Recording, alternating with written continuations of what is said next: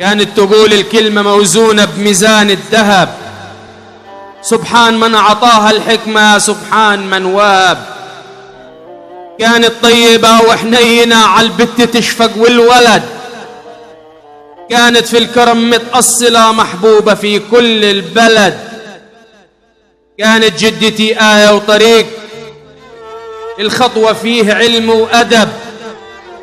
كانت تقول لأمك وأبوك المركبة وهم الشراع، هم رجلك في الحياة، هم الدراع، هم أول مشتري لهمك وجرحك، لو في يوم الكل قل معاك وباع.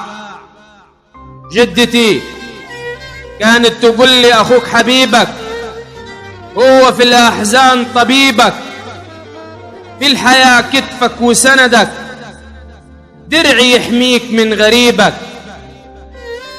جدتي كانت تقول لي اوعى الحرام تتمد ايدك، الحرامي يمشي عريان وسط ناسه مهما كان لابس هدوم. نص بطن حلال بتمري، تسوى عز كتير يا ولدي، وتسوى راحة وقت نوم.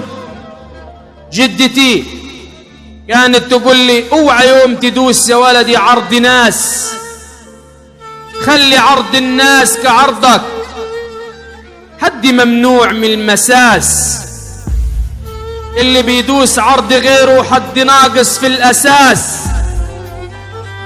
جدتي كانت تحوش لي البرتقال نفسيتها، كانت تخبي لي الحلاوة اللي اشتريتها، كانت عفية بس دنيتها خانتها، وراح أوانها وجمال زمنها خلاص ذهب. كانت تقول الكلمة موزونة بميزان الذهب. سبحان من عطاها الحكمة، سبحان من وهب. وعقب يا خال